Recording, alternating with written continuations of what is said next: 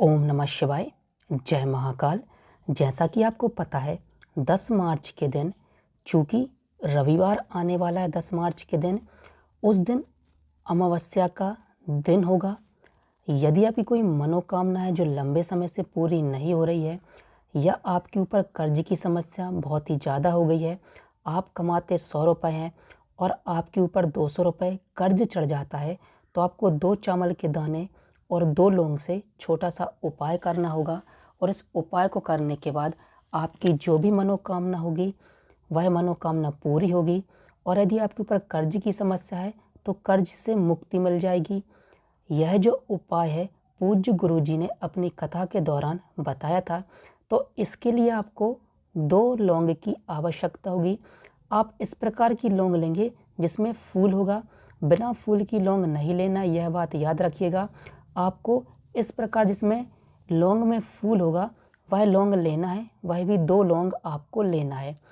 और अब आपको 2 चावल के दाने लेना है, अक्षत चावल के दाने लेने हैं, खंडित चावल के दाने नहीं लेने हैं, साबुत चावल के 2 दाने आपको लेने हैं। अब आपने 2 चावल के दाने ले लिए, 2 लौंग के दाने ले लिए। अब आपको तांबे के लोटे की आवश्यकता होगी जिसमें आप जल का प्रयोग करेंगे।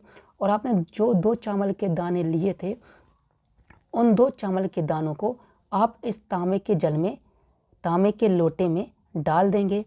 अब आपको 2 लौंग और अब तांबे का लोटा जिसमें आपने जल लिया है और जिसमें आपने 2 चावल के दाने डाल दिए थे, वट वृक्ष के नीचे जाना है।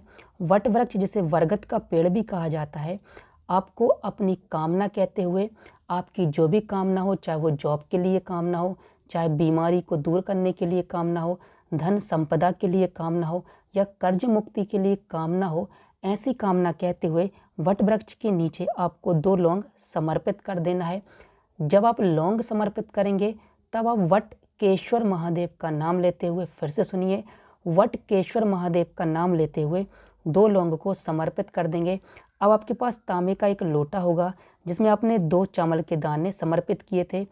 आधा जल, मतलब आधा लोटा आपको जल इस लौंग के ऊपर समर्पित करना है अपनी कामना कहते हुए। और वटकेश्वर महादेव का नाम लेते हुए आपको आधा तांबे के लोटे का जल महादेव के ऊपर समर्पित कर देना है। इसके बाद आपके पास आधा लोटा जल बचा होगा। इस आधे लोटे को, जो जल बचा हुआ है, इसको लेकर आपको अब महादेव के मंदिर जाना होगा। आपके घर के आसपास जहाँ भी महादेव का मंदिर है, अपनी कामना कहते हुए, साथ ही कर्ज मुक्ति की कामना कहते हो कि हे भोलेनाथ, मेरे ऊपर कर्ज की समस्या है, इस कर्ज को समाप्त करिए।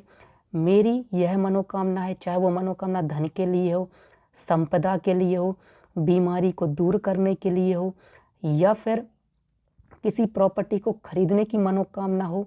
ऐसी कामना की प्रार्थना करते हुए, कुंदकेश्वर महादेव का नाम लेते हुए, वह जो तांबे में आधा लोटा जल आपके पास बचा हुआ था वह महादेव के ऊपर आपको धीरे धीरे समर्पित कर देना है।